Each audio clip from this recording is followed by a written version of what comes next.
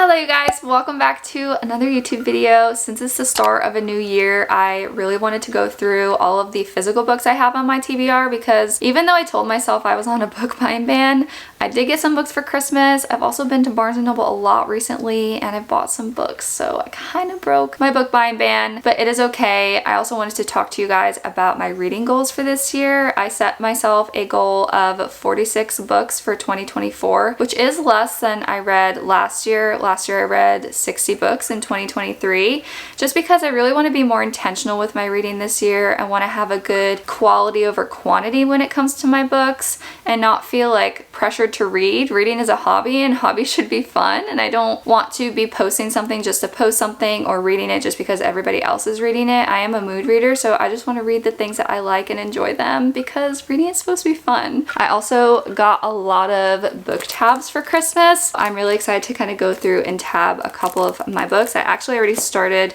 with this one that I'm currently reading now, which I guess I will talk about right now because I did want to share these two. I started When You're Ready, This Is How You Heal by Brianna Weiss.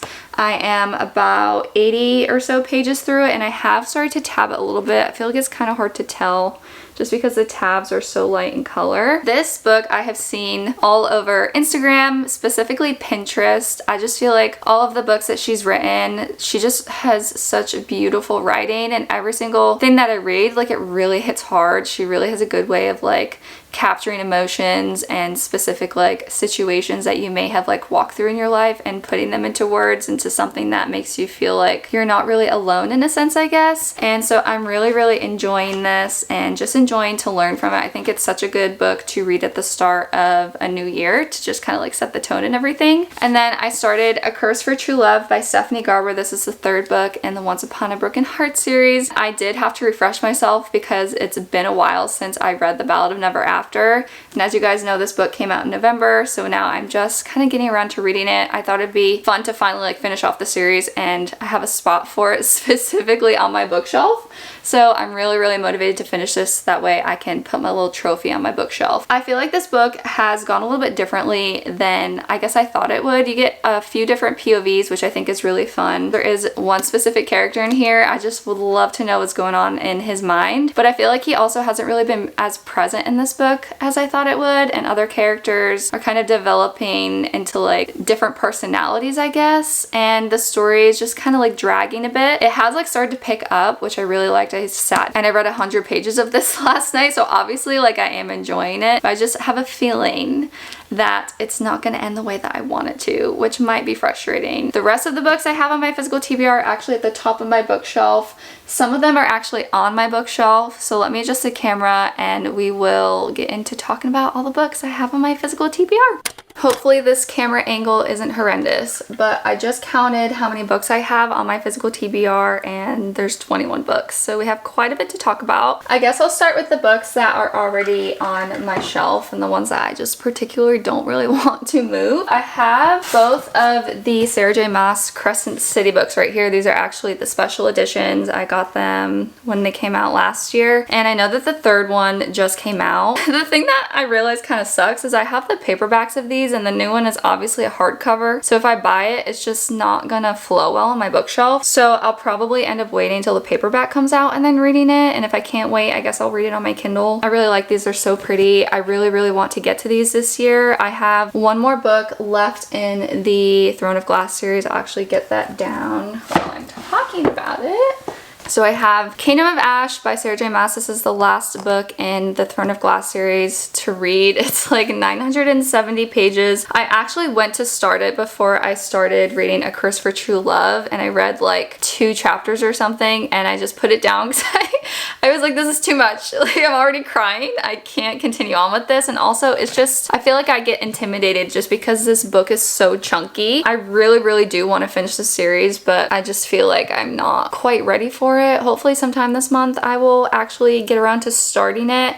I've kind of been reading like 2 books at a time. If you guys have noticed, like I have the self-helpy kind of book and then I have the fantasy. I also just finished reading Live by Sadie Robertson Huff, and I had paired that with another book that was kind of like going back and forth in between. And moving on to the next book, I actually bought this weekend. I had a Barnes & Noble gift card. Me and my boyfriend went. I was like, I already know, I have a feeling I'm gonna really enjoy this because it is supposed to be a mix of the Hunger Games and the Red Queen series, which I have actually read all of those. I have them on the very, very bottom of my bookshelf. I read them all throughout college. So I was like, you know, I really know I'm probably gonna want the hardcover of this to put on my bookshelf. So I picked this one up and I'm super excited to hopefully get to that soon. Next up, I have Dark Matter by Blake Crouch. And I've actually heard the girls who host the I Would Rather Be Reading podcast talk about this. I think this is supposed to be like a fantasy, but also like a thriller. My boyfriend is like super into horror books and thriller books. So we actually decided we were gonna buddy read this book together. He bought me a copy of Amazon. Hopefully we're gonna get around to doing that. I've kind of been dipping my toes in like the thriller, psychological thriller genre. I did read The Housemaid last month because it was our book club book for January and I actually did really enjoy it. So I might be getting into reading more thrillers this year. Another fantasy, I have Defy the Night by Bridget Kemner. I actually got this for my birthday in November and I don't know, for some reason it looks really good. I think it's like a fantasy and it takes place in a world where there's like a sickness going around and then there's like magical plants and powers and stuff, and it is part of a series. This is a book I've had on my physical TBR since last year when I read Six of Crows. This is Crooked Kingdom. This is the second book in the duology by Leigh Bardugo. I feel like I always say her name wrong. I really liked the Six of Crows show that's on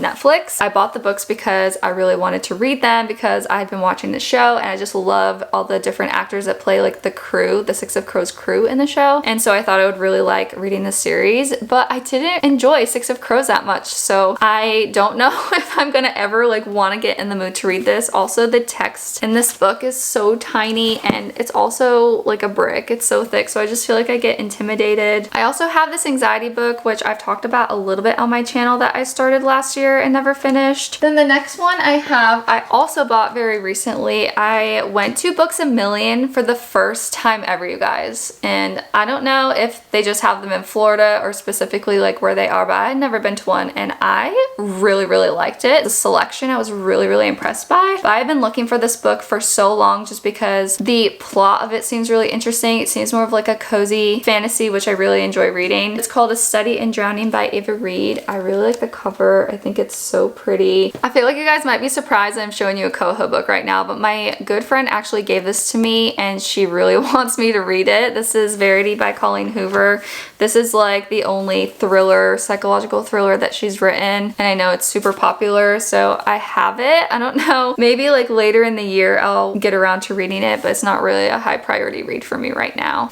I've got two little orange romance books right here. Book Lovers by Emily Henry, which I have had for so long and I just haven't been in the mood to read this at all. I'm not a big fan of beach read, however I did really love reading Happy Place, but I have heard a lot of people not say good things about this book, so I feel like that's kind of the reason why I just keep putting it off and I don't want to read it. And then I bought this one over the summer last year after it came out. This is Love Theoretically by Ali Hazelwood, and I really, really loved reading The Love Hypothesis by her. I just haven't gotten around to reading this because I haven't been in the mood, but I did hear that it's like one of her best books ever, so that makes me really excited to read it. This is another book I have had for so long. This is the first Shatter Me book. I kind of got in a mood where I was like, I want to read all of the Shatter Me books because it is a really popular series. It's like a dystopian fantasy and there's a lot of books. I think there's like 8 or 9 books and I know there's like a ton of different small little novellas in between each one, but I just haven't gotten around to reading this. Let me know if you guys would like to see me read this. I just feel like it hasn't been a priority for me and I haven't really like wanted to read it, so I need the motivation. This one an author actually sent to me. This is called Sunnyvale by J.H. Hastings, so I have it on my shelf. I think it's like a mystery romance or something like that. I'm not quite sure. Next I have a couple more romance books. I have the Twisted Games. This is the book, no,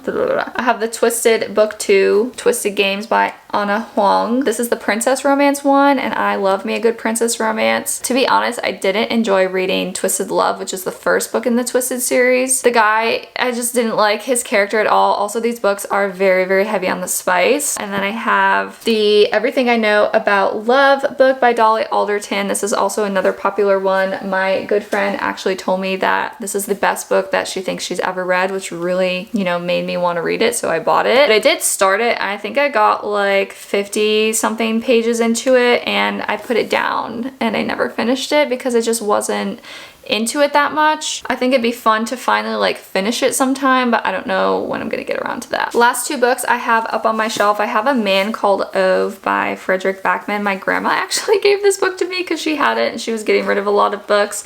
I have heard really good things about this one, and I know there is a movie that just came out.